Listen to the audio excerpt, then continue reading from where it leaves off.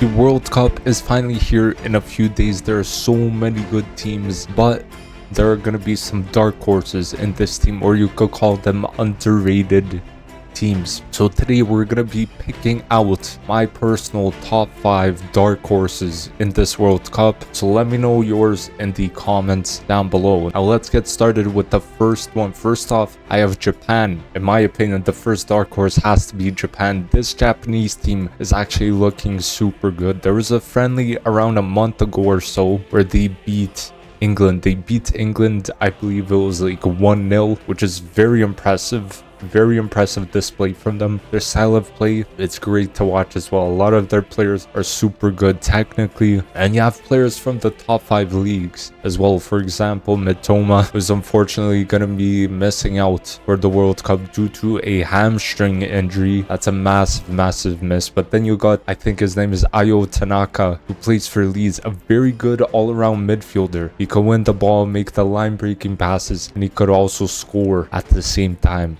So I feel like they got a very experienced player like Kamara who could play in the midfield, very solid midfielder, and he just came off of winning a European trophy with Crystal Palace. They won the Conference League. But yeah, once again, another midfielder you could add in there is Wataru Endo. Absolute warrior in that midfield whenever I see him play. So lots and lots of quality in this team. But Japan's first game in this World Cup will be against Netherlands. So that will give us a little bit of a taste on if they could actually compete with the top nations in this World Cup. But yeah, definitely a team we have to look out for in this World Cup. Now next up we have Ecuador in second. The next team I believe is Ecuador. They seem pretty underrated. Once I look at them, I believe they are pretty solid defensively based off their past few games. Like they played against a decent Netherlands side or a Dutch team with quite a bit of talent in that team, and they drew 1-1. Their defense literally consists of 2 UCL finalists in Hincapié and Pacho, who have been some of the best players in their positions with their clubs. Then ahead of them you have Caicedo in the midfield, one of the world's best defensive midfielders. He's super good at winning the ball with the tackles, making those progressive passes into the final third or even breaking the line, but also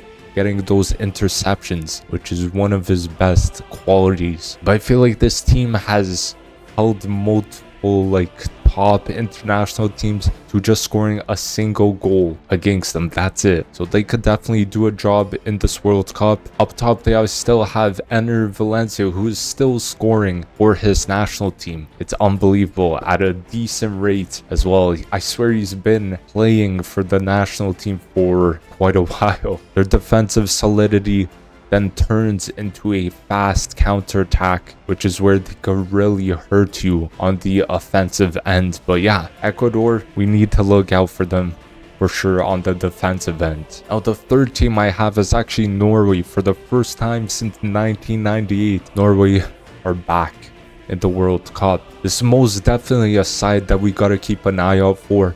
The fact that they topped the World Cup qualifier group with no losses is actually mad, winning all 8 of their matches, scoring a whopping 37 goals in 8 matches, by the way. That's out of this world, and conceding 5, which is very impressive stuff as well. But yeah, I believe the most dangerous thing about this team has to be their offense and the quality they have up top, because they have the likes of Haaland up top, one of the best strikers in the world, Odegaard, a elite chance creator. And I mean, Haaland, if we speak about the numbers he had in those World Cup qualifiers, he scored 16 goals in 8 matches. In the span of 8 matches, 16 goals that Norway played in those World Cup qualifying games. That is out of this world. But yeah, Norway, they have a player who I believe is going to be popping off or even showcasing his talent even more in this World Cup, and I believe that is going to be Antonio Nusa. He's very good at taking on his man one-on-one, creating those chances from the left wing, and now he's adding the final product to his game, so like the goals and the stuff in the final third. And I say that because he scored versus Sweden today when they beat them 3-1. So I believe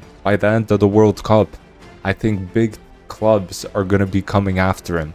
But yeah, Norway, a very, very underrated team coming into this World Cup. Now, number 4, I have Turkey. This team, I mean, they're always underrated. Coming into World Cup, they're always considered a dark horse in every single World Cup. They have some very good quality players, and they have some proper fight in the team. Throughout the qualifiers, they've been pretty solid. Like on the last day of the qualifiers, I believe it was match day 10, they played against Spain and they drew 2-2 to them, which isn't too bad of a result, for being honest. But the amount of quality this country has all over the pitch is amazing. They have the likes of Arda Güler, Kenan Yildiz, Çalhanoğlu, Karaoglu, who's a right back or left back at Brighton, Yilmaz, who plays at Galatasaray, and many others. But yeah, Kenan Yildiz being one of the best wingers in the world, a very complete forward in terms of dribbling, finishing, beating his man 1v1 as well. He's just a very, very good winger, one of the best young players in the world right now. Arda Güler, who has amazing vision when it comes to creating chances and just passing the ball, honestly, but he could also score himself. But yeah, their first game in the World Cup is going to be coming against Australia, so a little bit of a lighter test if we're being honest. But as always, we have to keep an eye out on this team and on this country every single World Cup. But moving on to number 5, I have Colombia. I mean, maybe this was kind of unexpected, but we have not seen Colombia perform too well in the recent tournaments. I feel like they could surprise us once again like they did in 2014. I mean, this team as well has just some quality players. Just a side mention, this could be James Rodriguez's last World Cup potentially. I remember in 2014, this guy scored that half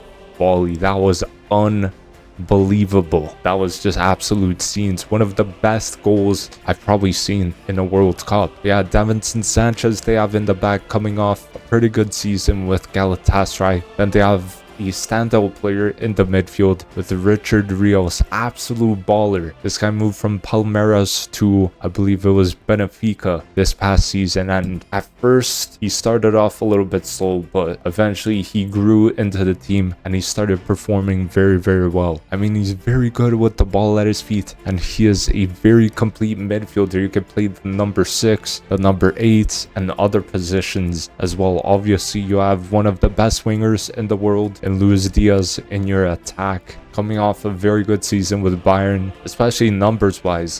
I'm sure he will carry that form into the World Cup. Then you have a very informed striker for Colombia in Luis Suarez, not the Uruguayan one, by the way. We have the Colombian one. So yeah, for Sporting, he's been going crazy numbers wise, and I'm sure, just like Luis Diaz, I'm sure he will continue that into the national team and into the World Cup. But yeah, I've not seen much of Colombia play though. Still, I do see them going under the radar a little bit in this World Cup. But yeah, let me know in the comments down below your top 5 dark horses coming into this World Cup. But yeah, don't forget to drop a like, comment, and don't forget to subscribe as well. I'll see you guys in the next video.